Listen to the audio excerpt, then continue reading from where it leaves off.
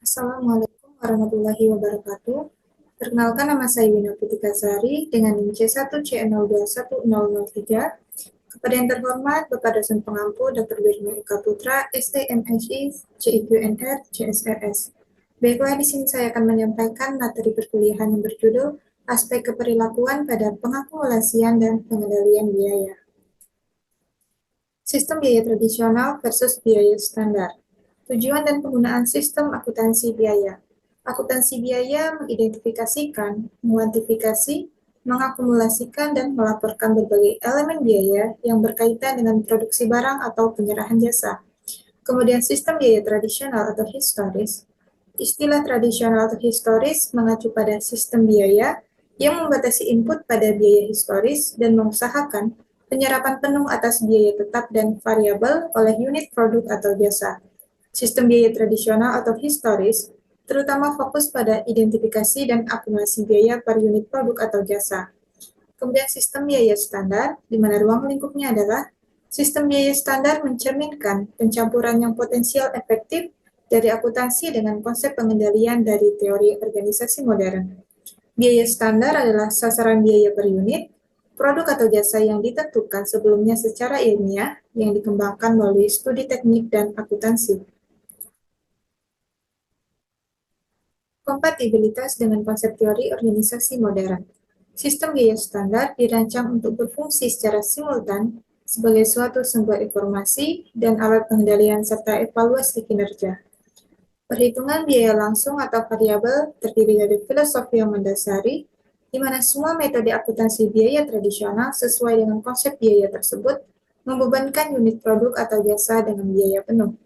Bahan baku langsung dan tenaga kerja langsung dibebankan langsung ke unit produk atau jasa, sementara overhead tetap dan variabel pada kebanyakan kasus diserap berdasarkan estimasi tarif yang didasarkan pada volume yang telah ditentukan sebelumnya.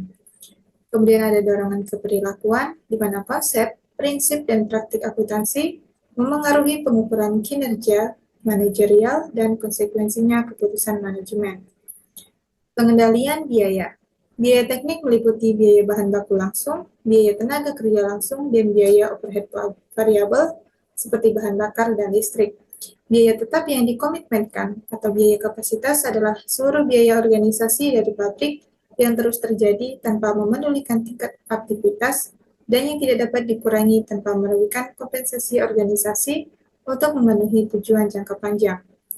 Kemudian ada biaya diskresioner, juga disebut dengan biaya terprogram, adalah biaya yang muncul dari keputusan periodik, biasanya tahunan, mengenai jumlah maksimum yang akan dikeluarkan. Selanjutnya adalah pengambilan keputusan, yang kedua ada keputusan bauran produk, yang ketiga penentuan harga produk baru, yang keempat penetrasi pasar, yang kelima penghapusan produk, yang keenam pesanan khusus, yang ketujuh kampanye iklan dan promosi, yang kedelapan keputusan mengurangi biaya, serta yang kesembilan adalah ringkasan. Aspek keperilakuan dari langkah akuntansi biaya yang dipilih. Penetapan standarnya adalah elemen yang paling berpengaruh dalam menentukan keberhasilan atau kegagalan sistem biaya adalah standar yang digunakan sebagai kriteria kinerja. Standar yang memiliki fungsi ganda yaitu berfungsi sebagai tujuan untuk memotivasi pengendalian biaya dan sebagai alat evaluasi kinerja. Kemudian ada partisipasi dalam penetapan standar.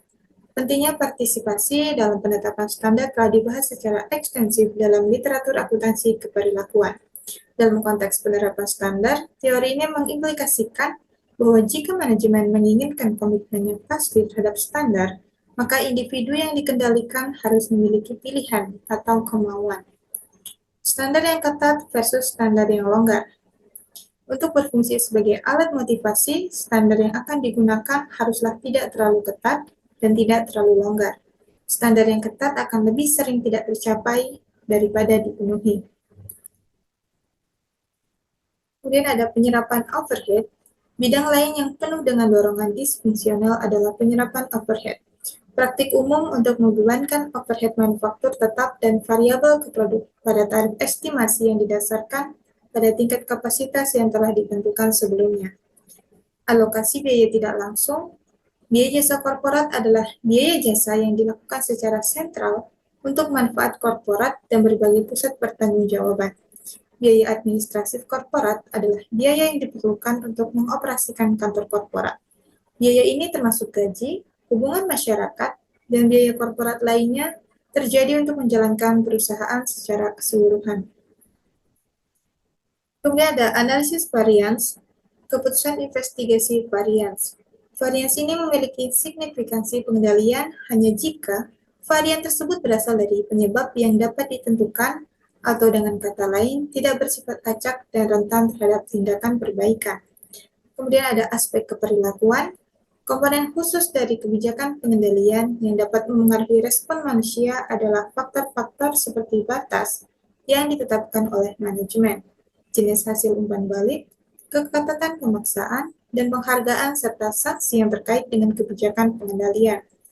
Kemudian ada batas pengendalian, kisaran hasil kinerja yang dianggap dapat diterima oleh manajer adalah batasan pengendalian.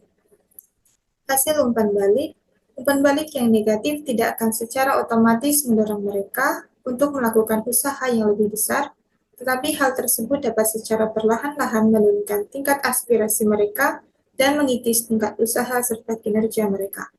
Keketatan pemaksaan, pemaksaan yang ketat atas kebijakan pengendalian akan menimbulkan tekanan dalam diri individu yang dikendalikan. Struktur penghargaan, orang atau kelompok akan memodifikasi perilaku mereka yang tidak diinginkan dan mengulangi perilaku yang diinginkan ketika mereka memandang bahwa perubahan atau pengulangan perilaku tersebut disertai dengan penghargaan intrinsik maupun ekstrinsik. Baiklah, hanya ini saja yang dapat saya sampaikan. Kurang dan lebihnya saya mohon maaf yang sebesar-besarnya. Saya akhiri, wabillahi taufiq wal hidayah. Wassalamualaikum warahmatullahi wabarakatuh.